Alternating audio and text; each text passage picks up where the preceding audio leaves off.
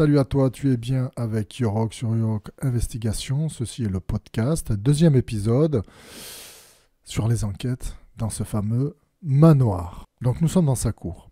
Nous sommes 5, entourés de ces murs menaçants, étouffants. On se croirait presque dans une tombe. Du moins c'est la sensation que j'ai dans ce manoir qui appartient à un particulier. Tout commence un vendredi soir, après m'être douché, reposé, avoir fait les corvées habituelles, promener mon bleu de Gascogne, que j'appelle le chien paranormal, vu qu'il regarde et aboie comme si quelqu'un était devant lui, alors qu'il est seul dans le jardin, et parfois c'est flippant, j'avoue. Je prépare les amuse-gueules, donc de l'apéritif qui s'annonce. Étant dans le sud, il est toujours plutôt conséquent.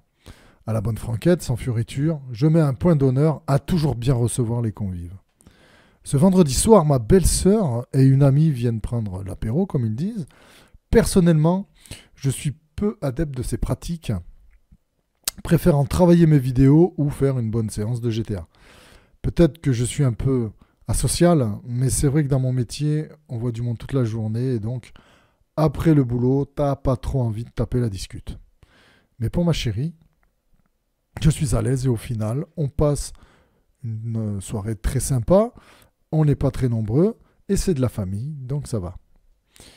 Mais ce que je ne savais pas encore, c'est que ça va prendre une toute autre tournure et que ça va engendrer toute une série d'enquêtes avec des expériences incroyables, qui changera ma façon de voir les choses à tout jamais.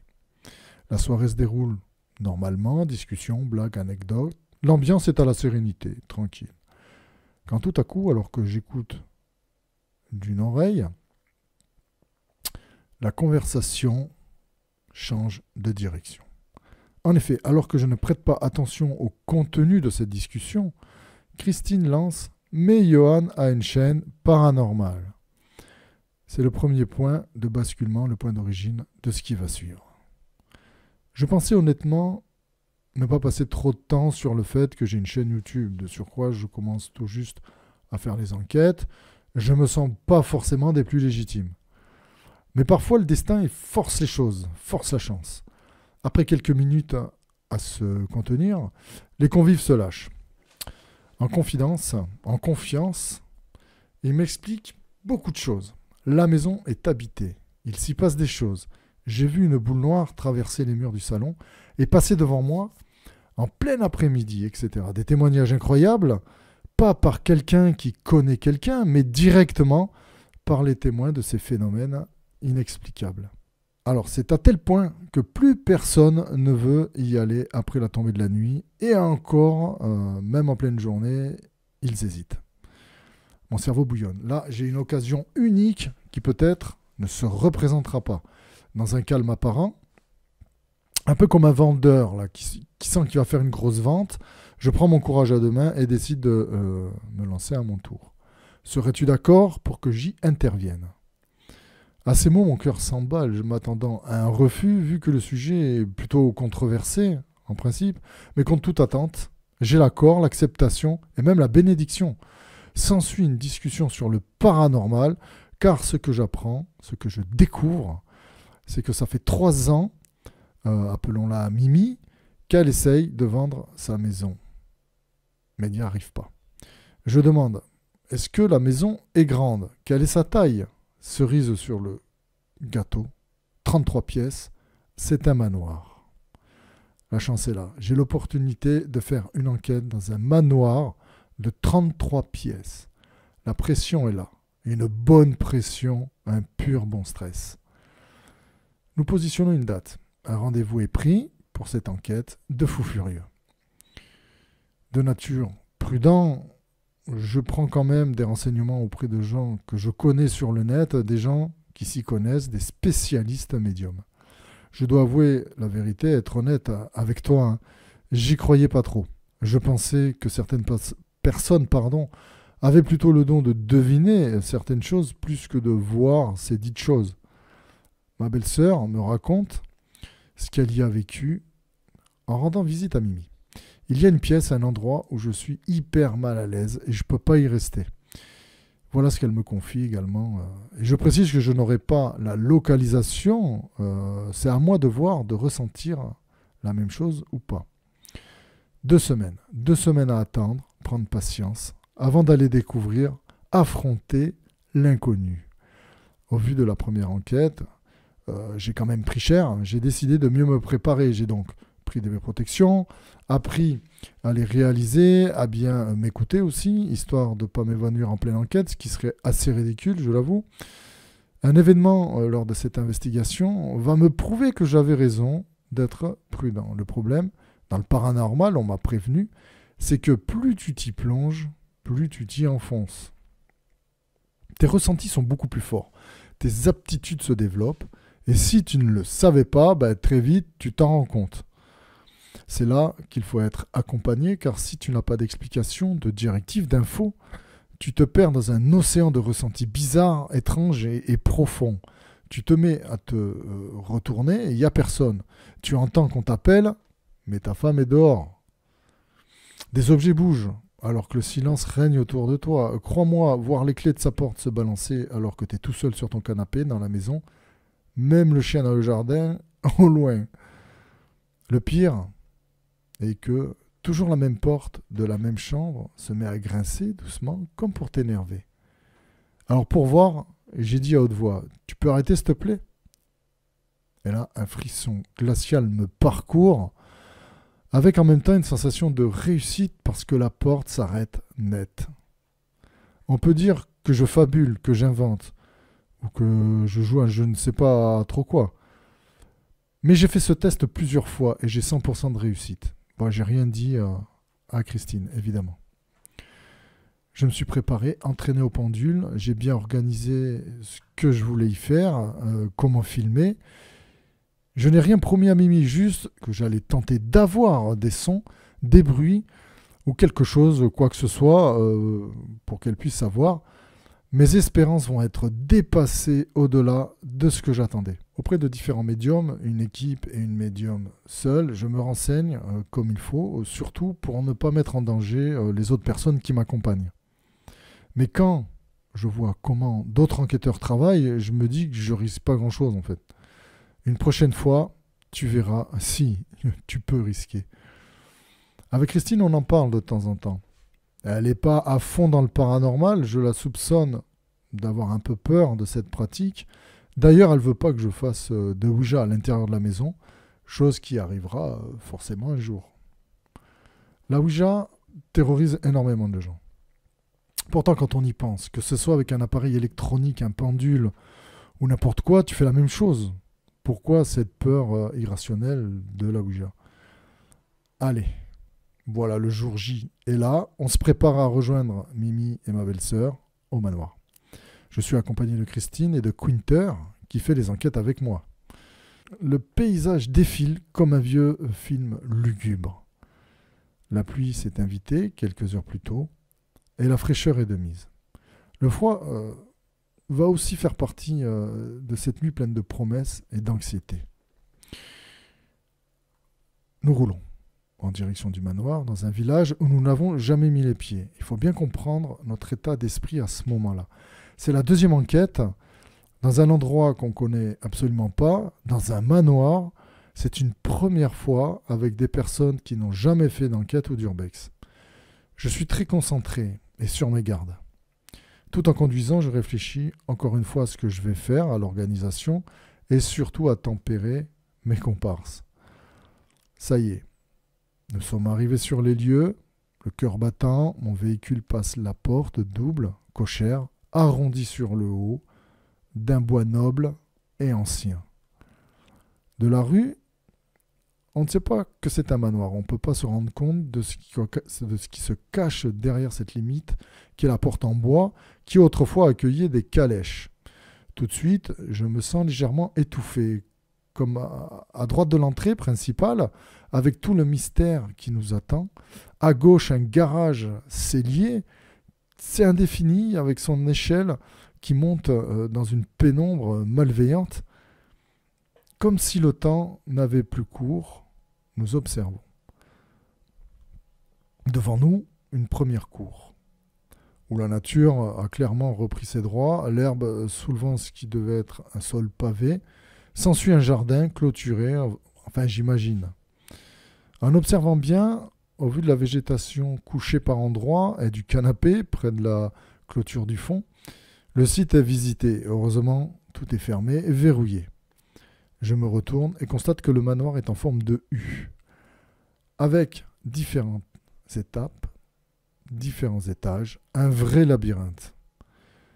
Cela ajoute à la difficulté. La journée tire sa révérence et la nuit arrive. Devant les yeux noirs de la bâtisse, je commence à décharger mon matériel. Deux GoPro pour l'observation, mon caméscope qui fait également night shot, mon enregistreur numérique pour les sons. C'est une première qui va s'avérer vraiment efficace un peu trop.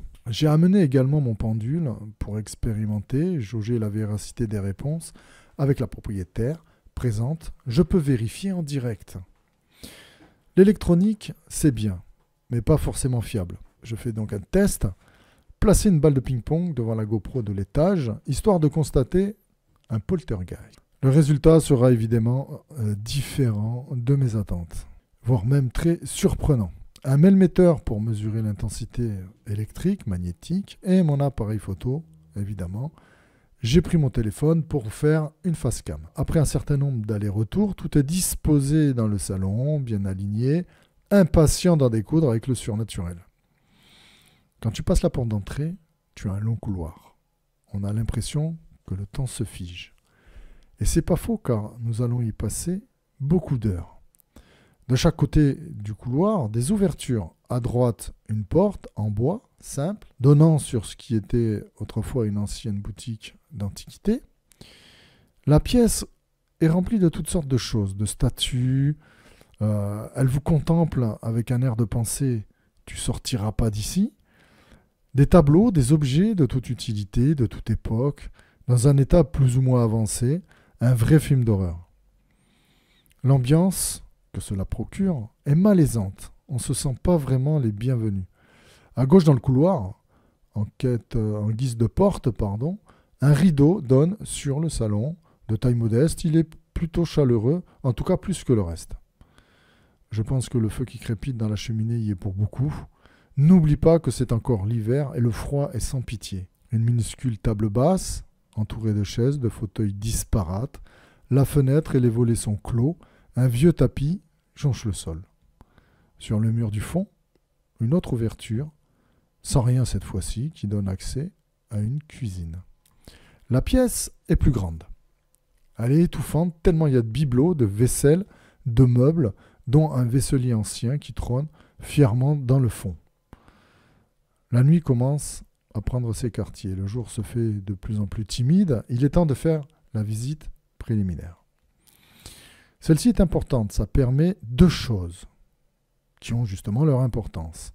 Vérifier qu'il n'y ait pas de danger immédiat, comme un plancher trop vieux pour supporter notre poids, et pouvoir placer mon matériel aux endroits les plus optimisés pour l'observation. Au bout de ce couloir, à l'entrée, un escalier demi-tournant avec un plat en son milieu. Je t'ai dit, le manoir est complexe. De ce plat, un autre accès pour une autre partie. Est-ce spacieux? Un placard qui s'amuserait à nous faire la blague? Ben non, il n'y a rien. Mais continuons, nous reviendrons sur cette partie après. Des marches pleurent sous le poids de nos pas respectifs. Des grincements seront là ce soir, il faudra être vigilant.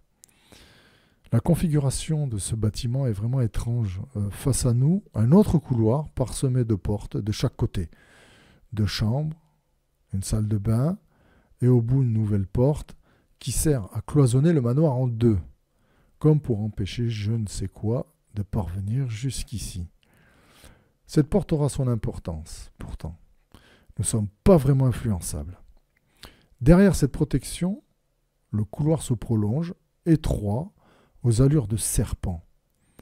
Une première partie toute droite, puis une partie plus petite qui tourne sur la droite, et enfin nous arrivons sur une pièce où l'on peut tourner autour, donc une entrée devant avec une porte vitrée où habite un Bouddha, une porte plane au fond qui donne sur un espace muni d'un toilette.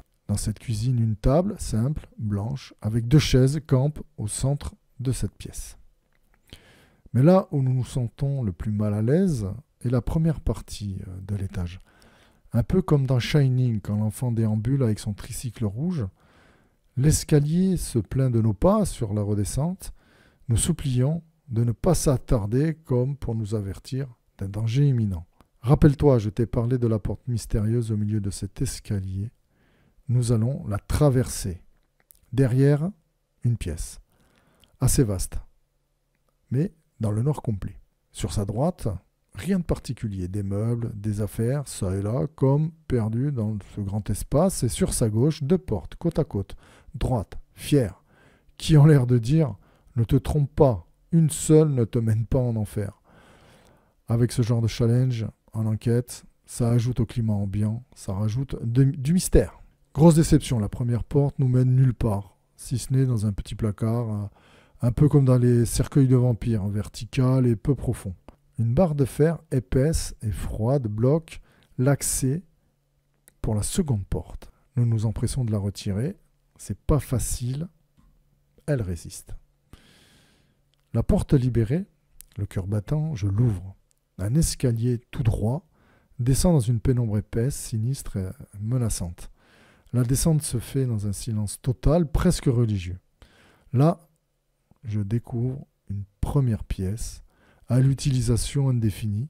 Comme on dit, c'est ni fait ni à faire. Un évier est bien présent, mais on se demande ce qu'il fait là, comme s'il jouait à cache-cache. Au bout d'un sas de 2 mètres environ, drapé dans la pénombre inquiétante, une pièce donnant sur la rue. Une ancienne agence apparemment. Je décide de disposer une première GoPro sur l'évier, avec elle devant une lampe ronde, plate, qui s'allume simplement en la touchant. On l'allume ou on l'éteint en la touchant. Une fois satisfait de la position du matériel, je remonte. Le bon stress commence à monter, à s'insinuer dans mes veines, telle une rivière d'adrénaline. À chaque fois, les mêmes questions. Est-ce que j'aurai une image? Quelque chose de probant. Ma seconde caméra est mise dans la première petite chambre qui jouxte un petit salon avec un canapé rouge au milieu. Le canapé détonne complètement dans ce décor avec cette couleur vive. La GoPro, sur la petite table de nuit encore présente, et devant elle, une balle de ping-pong. Pourquoi? Tu l'auras deviné, facile à déplacer, ça se verra tout de suite et ce sera enregistré si la balle se déplace. Enfin, au bout du manoir, je positionne mon enregistreur numérique qui devrait capter tout ce qui se passe, en tout cas tout ce qui passe à sa portée. Il s'avérera effectivement que pour capter, il capte. Avec l'équipe, avant toute chose, on se restaure. L'ambiance est bonne et malgré le froid tout autour de nous, comme un manteau maudit. Le feu crépite dans la cheminée. Elle est énorme, ce qui ajoute à la sensation d'être retourné un siècle en arrière, vraiment une atmosphère étrange. On a mangé, tout est en place, il est temps. Avec Winter, nous passons le rideau qui sépare le salon du couloir, frontière invisible entre les vivants et les esprits. Je commence l'interpellation. C'est un moment toujours un peu spécial, qui sort de l'ordinaire, car une étrange sensation se fait ressentir. Est-ce que je parle dans le vide, comme un idiot?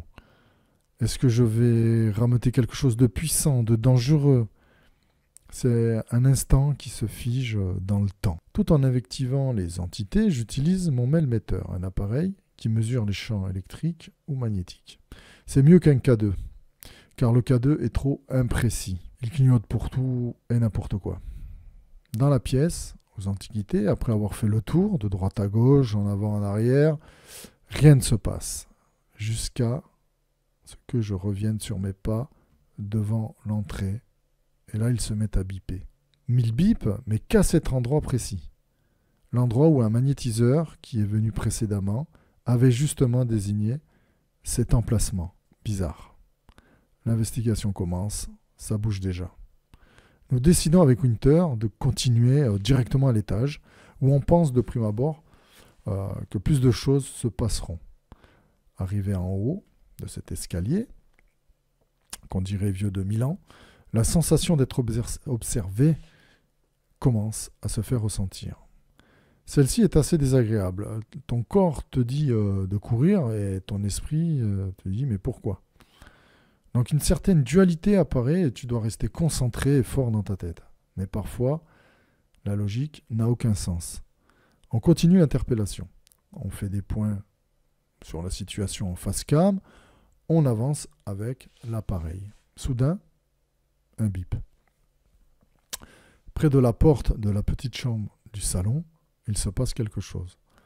Il faut dire que nous avons éteint au comptoir toute cette partie du manoir. Plus on s'enfonce dans la chambre, et plus il bip. Et enfin, du côté droit plus exactement, sans savoir pourquoi, par pur réflexe, on le place même au plafond, et il bip de plus belle. Alors on est dans tous nos états. Avant le départ pour le manoir, j'ai placé ce mètre contre des ampoules allumées, des appareils allumés. Il mesurait moins d'énergie que dans le vide, dans le noir. À cet instant précis, toutes sortes de questions surgissent. Alors, que tu sois cartésien ou pas, hein. On parcourt le reste de la bâtisse. Le melmetteur ne bipera plus. Alors, je prévois déjà de poser des questions aux personnes plus expérimentées que moi pour comprendre ce qui s'est passé à mon retour. Pour choisir le lieu où nous allons aller ensuite avec le pendule, alors ça n'a pas été très compliqué à définir. Le salon de la petite chambre, bien sûr, là où ça a bipé. La Ouija se fera plutôt en bas, là où il fait meilleur. Nous comprenons, nous commençons, et je bloque mon coude sur le rebord de la cheminée, stoppe le balancement de la chaîne et pose des questions. Mon pendule est la pierre œil du tigre. C'est une pierre de protection. La séance est vraiment ni bonne, ni vraiment ratée, elle est mitigée. Mimi m'a demandé de venir pour avoir des réponses car elle n'arrive pas à vendre cette bâtisse au point que quand une agence vient faire les mesures avec son appareil laser, invariablement, ça tombe en panne. Et ça refonctionne que quand la personne repart. Toutes les agences, il n'y en a pas une à qui ça a fonctionné, mais tous les appareils tombent en panne. Elle souhaiterait donc savoir et avoir ne serait-ce qu'une info sur le pourquoi. Ben, rien n'y fait, comme si le manoir se trouvait hors du temps dans une autre dimension. Personnellement, j'ai rien promis. Juste de faire mon maximum avec le peu d'expérience acquise. Je vais ne pas être déçu au cours des différentes enquêtes menées en ce lieu. Quinter me propose d'y aller franco avec le pendule, vu qu'il est resté mitigé, ou comme si plusieurs personnes voulaient parler en même temps. Tu as le son, mais tu comprends rien. Je prends mon courage à deux mains et je pose la question. Est-ce le frère de Mimi qui empêche la vente? Et le pendule s'affole, mais complètement, accélère sur lui-même et répond un gros oui. Détail important, appris par la suite, c'est avec l'héritage de son frère qu'elle a pu acheter cet endroit. On se regarde, on commence à fatiguer car ça fait plusieurs heures déjà que l'on est en action. Et une fois que nous avons eu confirmation en posant plusieurs fois la question, en essayant de valider avec des questions inversées, comme et vous, pas vous, ou quelque chose de cohérent en fait. Sur le moment, je n'y prête pas vraiment attention, mais déjà des espèces de courants d'air froid, statiques sont autour de nous. Mais je mets ça sur le compte de la température ambiante, hein, une ouverture possible ou autre chose que j'aurais pas décelé. Pourtant, c'est moi qui ai géré les fenêtres, les volets, les portes. Je suis peut-être dans une sorte de déni. Nous sommes aux trois quarts de l'investigation. Nous avons arpenté de long en large cet étage. On fatigue. On redescend faire une pause et se préparer pour la séance de Ouija. Cette fameuse planche ne se pratique pas à la légère et pas n'importe comment.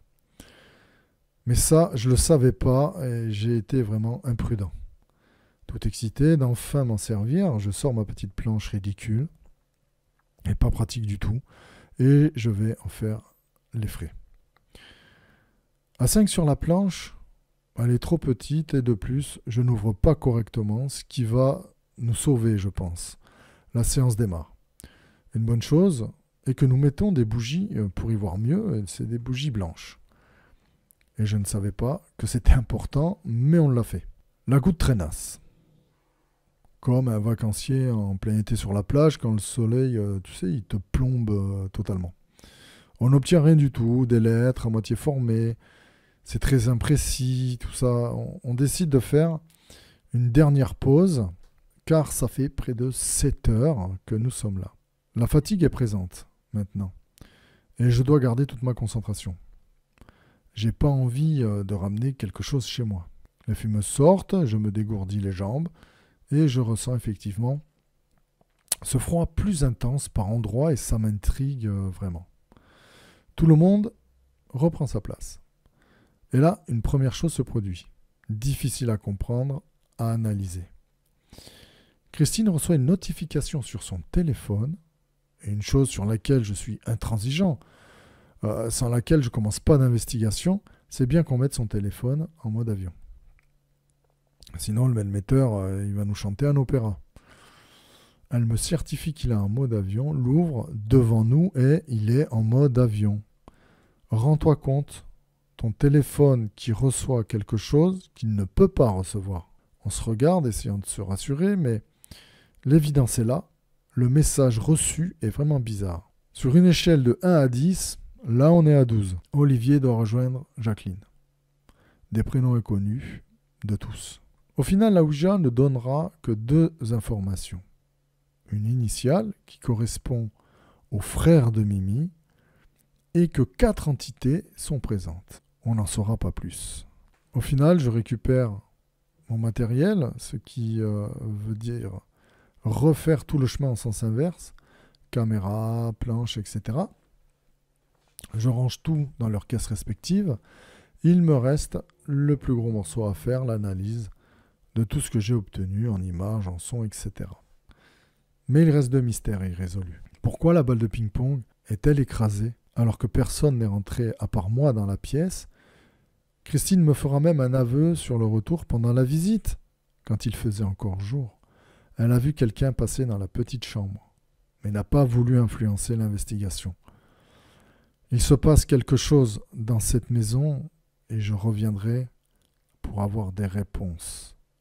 D'autres enquêtes à venir.